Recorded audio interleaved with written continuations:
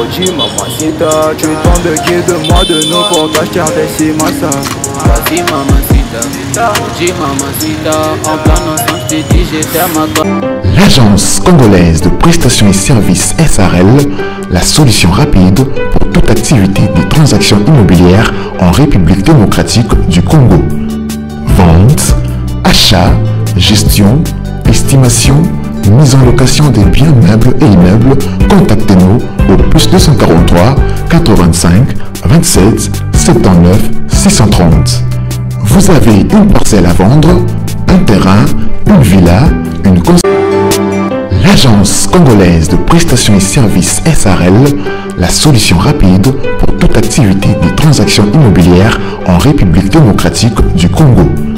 Vente, achat, gestion, estimation, mise en location des biens meubles et immeubles, contactez-nous au plus 200. Oji mamacita, tu tombes qui de moi de nous pour t'acheter des massa. Vas-y mamacita, Oji mamacita, en plan ensemble je t'ai dit j'étais à ma travers le Milinga. Oji mamacita, tu tombes qui de moi de nous pour t'acheter des massa.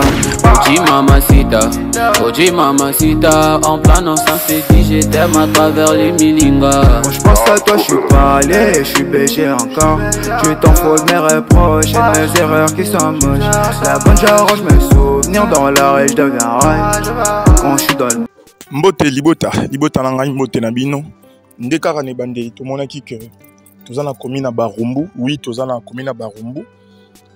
Donc na droite na biso passe par monter zo route zo kita. Donc on est à Prince Kabambar.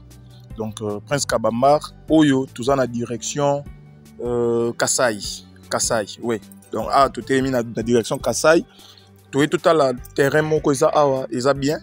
Na yebi ke ba pona bato balingara Kasai et balingara Barumbu ba osepela na ngotoko tanana. Voilà, donc awa toza sko liboso lupango.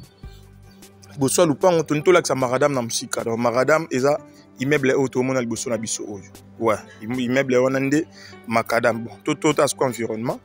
Awa toté miga liboso lupango tota avenue. Donc lupango eza entrée. Place Totelemaki ezalaki direction Kasai. Soroke avenue tout droit à droite kuna OK Bokassa. Donc ils ont 5e ou 6e parcelle na asphalte na macadam. Donc so telemi na macadam na musika au mona lupango, so telemi na lupango au mona macadam. Bon, oyo eza liboso lupango pekaka. Donc continuité à venir en oyo. Donc on ngeto laksa environnement. Bon, toko tanons ko na kati. Voilà, donc toko tisko na kati ya lupango.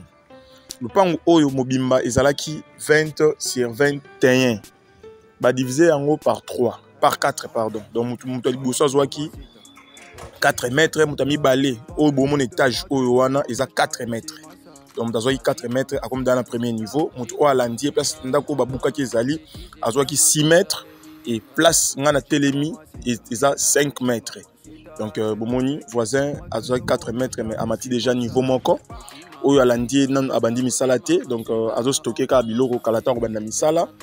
Biso awa donc tobandaki pena misala te mais bomoni voisin na gauche na biso abandi musala donc ba brique o eza liboso na biso eza ba brique ya voisin donc wana lupango na biso bandi na mur oyo oyeti na place libaya o ezali voilà donc awa place libaya o ezali nde ezopesa biso 5 mètres donc libaya oyo place libaya o ezali ouais.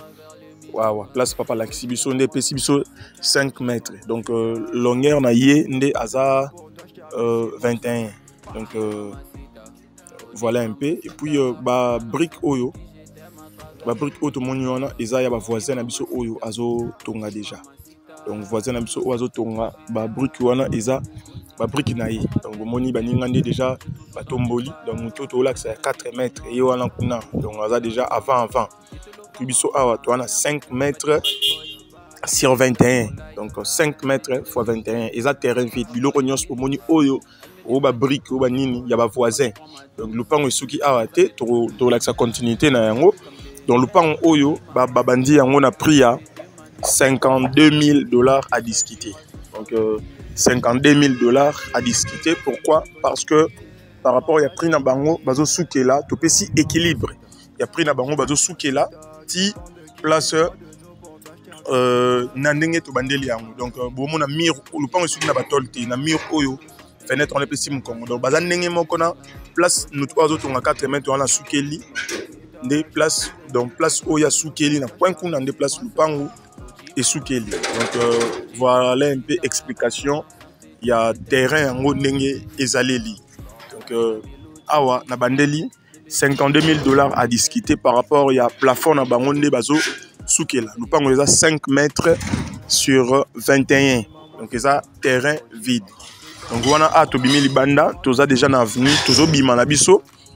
Pour na ba oyo bakozala intéressé ndete to travaillera toujours au bengi biso to koyeba ndenge ya kokutanisa yo na propriétaire pour la négociation to robanda na visite négociation vérification document après ndete to relekana virement soit kopesa mbongo. Donc voilà un peu ndenge to salelaka. Donc wana tozo bima déjà tozo la qui sa avenue ndenge zali. Donc avenue za monene 2 véhicules et on les gars très bien. Donc les avenue moro te ba venir mikie ba mai non, les avenue moro très bien. Donc voilà to poussana to comme déjà maradam yango wana to poussana na maradam te boyebi ko filmer, ils allaient un peu interdit. Merci beaucoup.